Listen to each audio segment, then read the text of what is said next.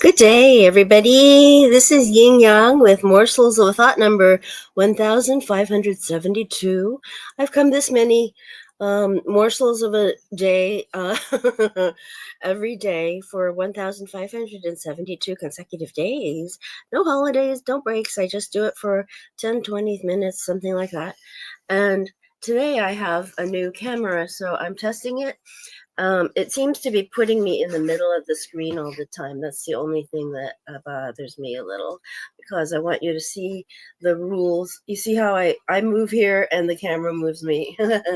So it looks like the rules is behind my left shoulder. So anyway, so today I am talking about the rules from Ellen Fein and Sherrie Schneider.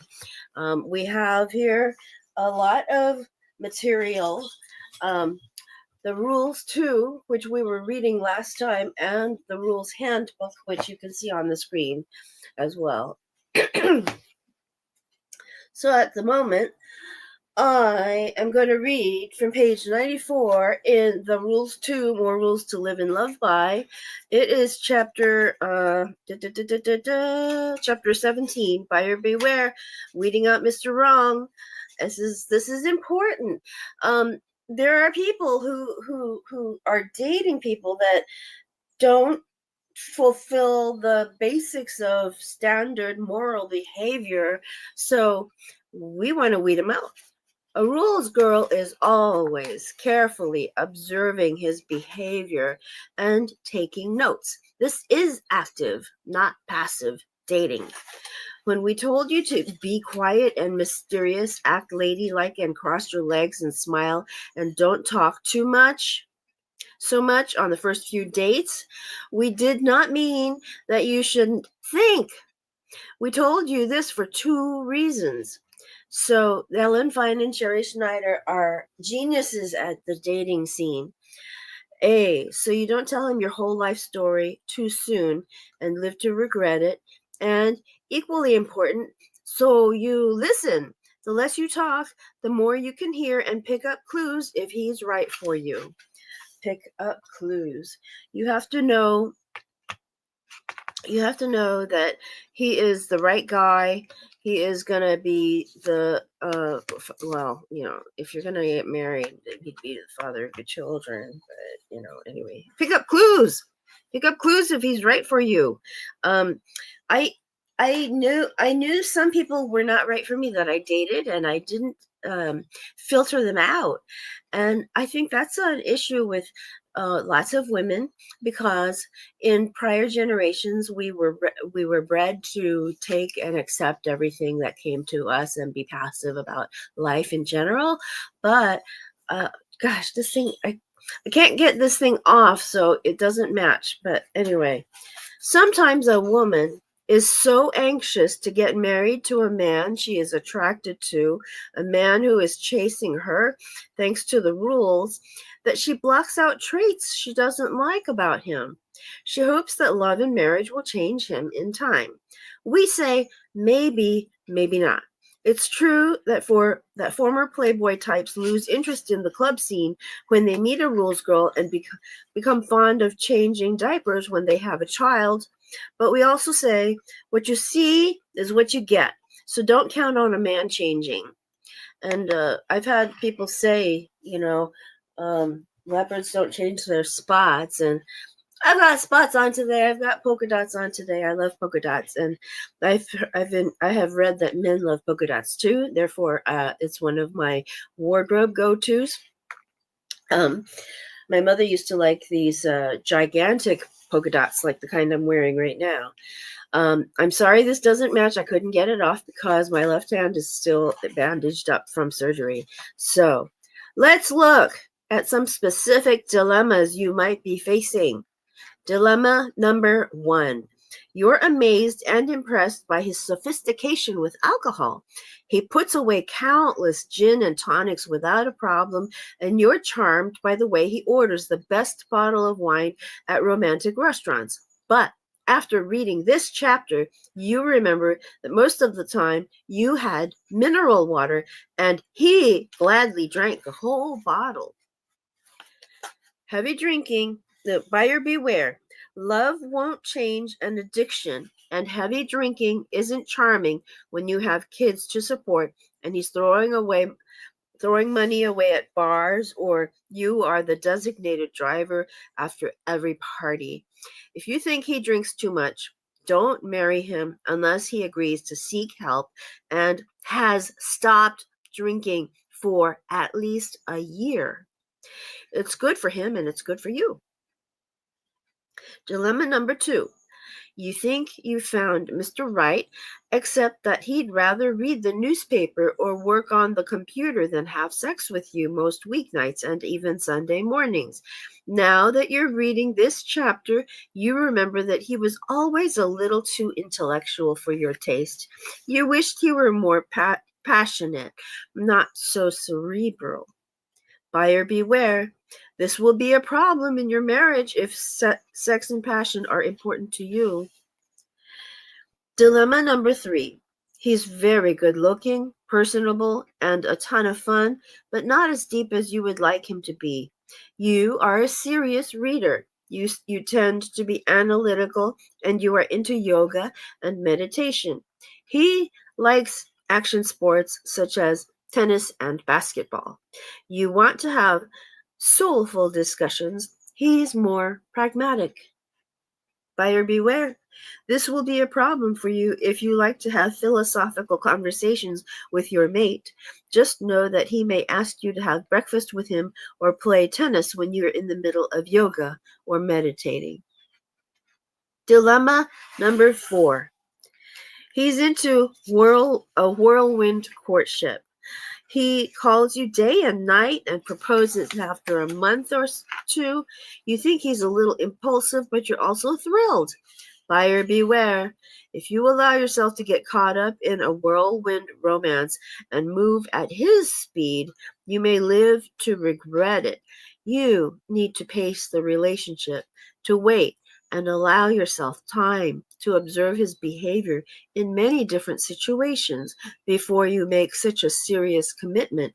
Otherwise, you may find out after you're married that he's a womanizer, gambler, emotionally immature, in deep financial debt, or has a criminal past. By then, it might be too late. So, sorry. So, so, I've never dated somebody like that, thank goodness. Oh well, good. Dilemma number 5. He's exciting and debonair, but he has a dark side. You've heard him scream at his family, his friends, and even business associates. Buyer beware. He may yell or be violent toward you or your children. Wow.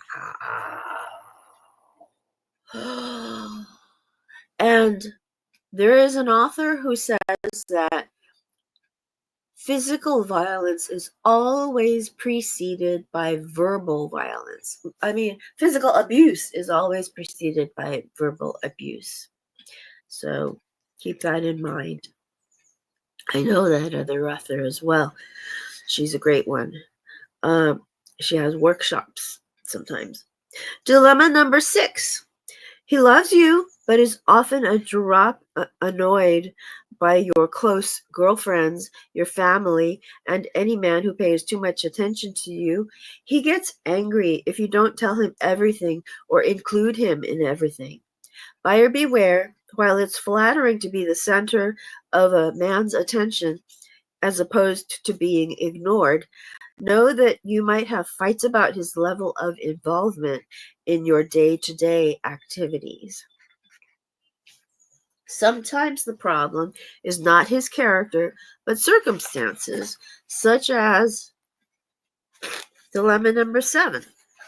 You love him, but he's much older than you, divorced, and a devoted father to 2 teenagers. You never cared for children, much less stepchildren. Buyer beware. You may resent his children and the time they take away from your relationship. You might also resent the amount of money he is paying to his ex-wife to support them. Sometimes the problem is not him at all, but you. Your motives are not so good, such as dilemma number 8. You love him, but truth be told, you wouldn't be marrying him if he wasn't also rich. Buyer beware. What are you going to do if his business sours and he no longer can buy you diamonds and fur coats? What if you actually have to go back to work? In the above scenarios, we are not saying don't marry him. We are simply saying go into the marriage with your eyes open. Be honest with yourself. Check your motives.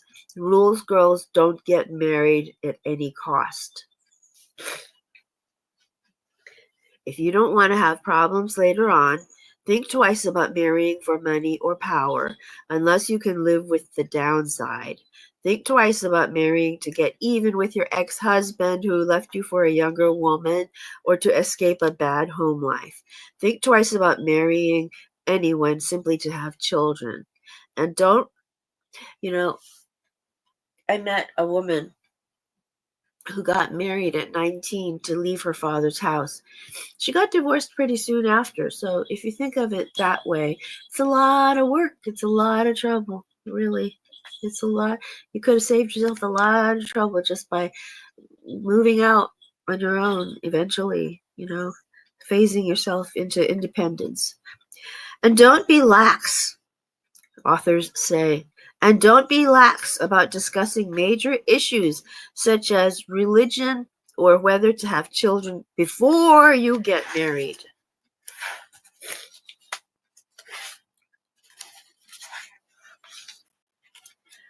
While making sure you are marrying Mr. Right is not always so easy, by doing the rules you at least weed out Mr. Wrong. For example, any man who is interested in you just for sex, money, or convenience automatically loses interest because you are not sleeping with him right away, you are not supporting him, and you are not meeting him when and where it's convenient for him. A man has to really care about you to call you early in the week, every week, make plans, pick you up, and wait until you're ready to have sex. Mr. Wrongs simply won't put up with the rigors of the rules. They move on to women without such standards. So while you're doing the rules, you should also be observing, writing, and thinking, is he the right one for me? Take an active role. Your long-term happiness is definitely worth the work. That's a lot of work. It's a lot of work. This is the weeding out Mr. Wrong part that we had read. First paragraph of it was the rules are not about marrying the first man you are attracted to who calls you by Wednesday for Saturday night and buys you flowers. It's about marrying your own personal Mr. Right, a man whom you love and whose character you admire and can live with. Excuse me. Oh my gosh, I didn't realize I was becoming congested. I've actually used those allergy sprays already, but anyway. Create a dating plan in the rules handbook. Bad advice here. Day 134. A lot of dating advice sounds good, but we believe it isn't. We believe it isn't. A dating app a client told us about claims to empower women by telling them to message guys first. A relationship expert suggests flirting with and complimenting men to get their attention. And a therapist encourages a patient to tell her male friend she has a crush on him. These strategies don't work because they are an attempt to circumvent the natural order of things. Making the first move might seem fun in the beginning, but it invariably ends badly. You can't make a man notice or want you. You can only look your best, hope you're his type, and keep him interested by doing the rules. Spontaneity comes next. You might think, isn't dating supposed to be more spontaneous?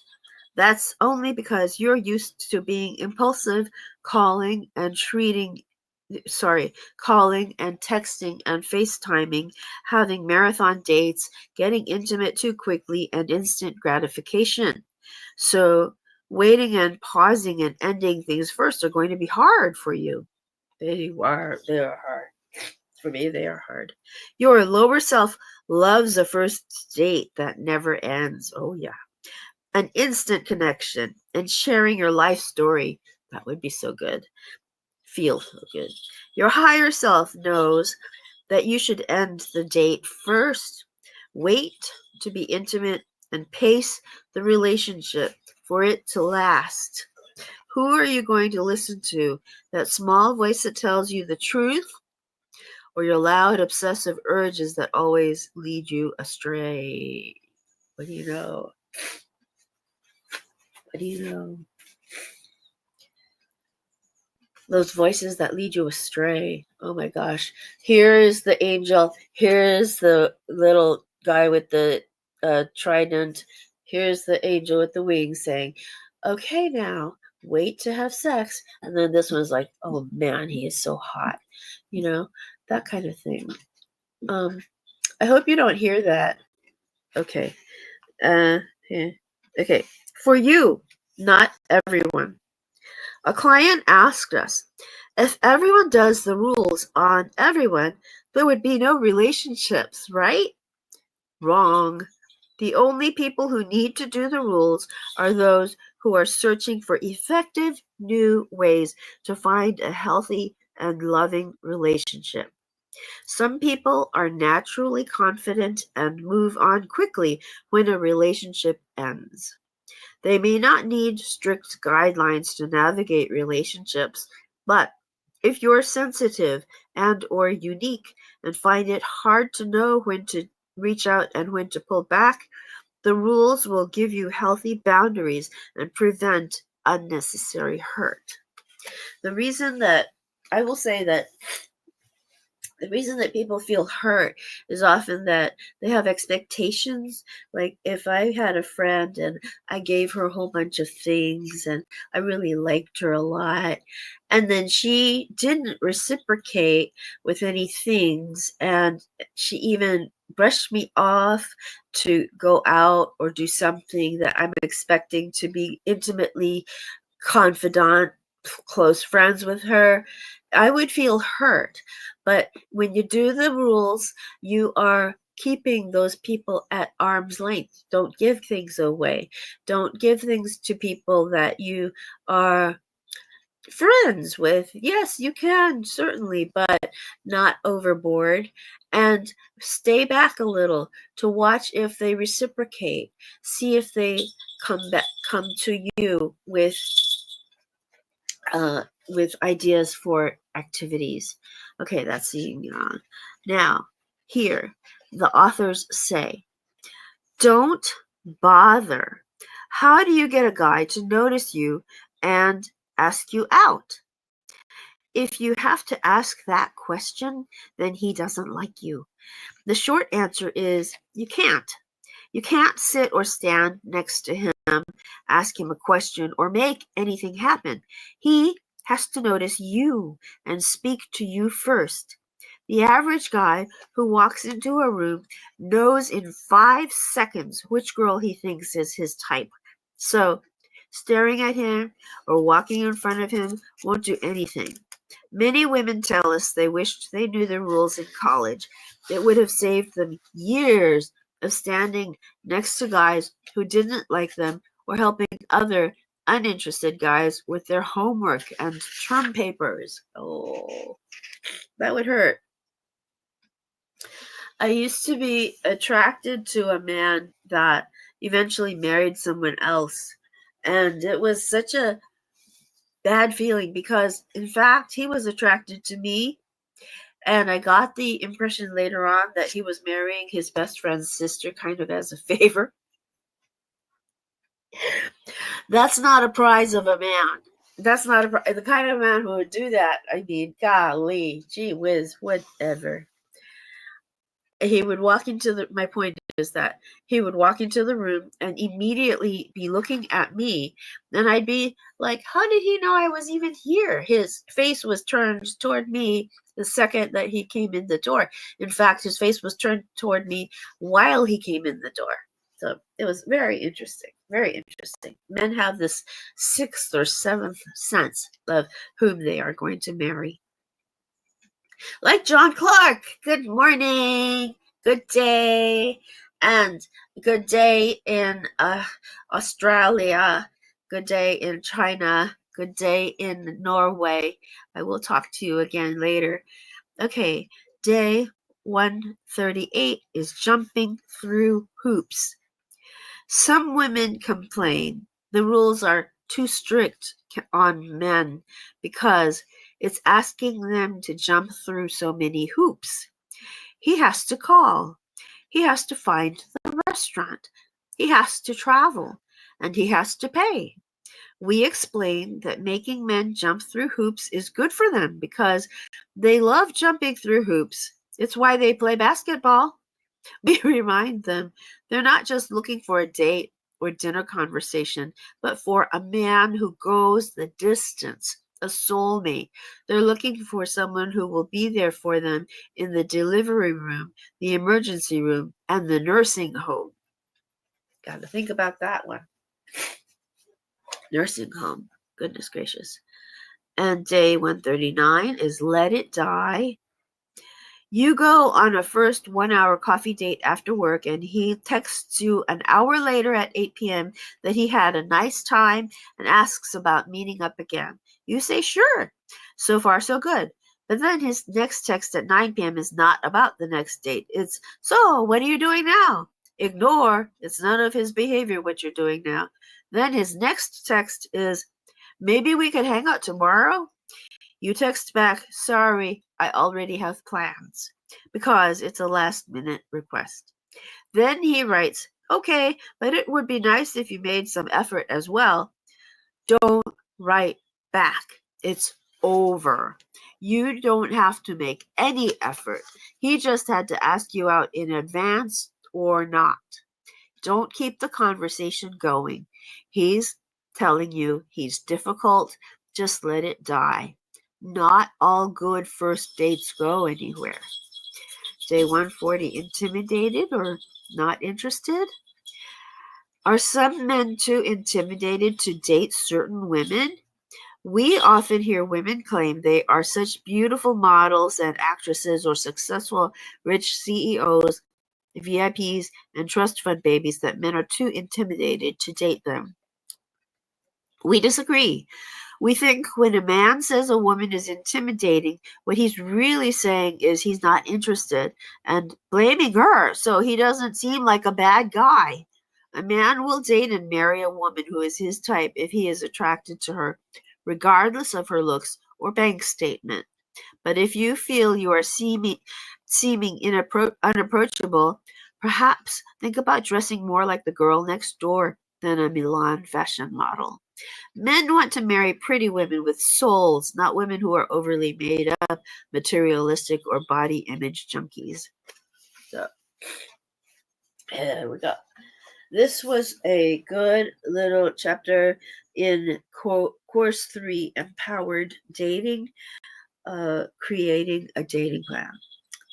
That was a week of that. So, we shall go, and I will see you tomorrow. Take care. I talk about that congressman. That congressman was also the 8th president of the United States, Martin Van Buren. He was known as Old Kinderhook.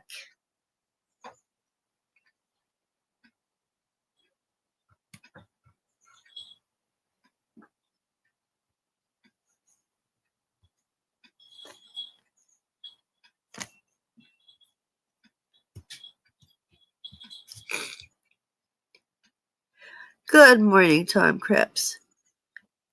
Okay, I'm trying to end this.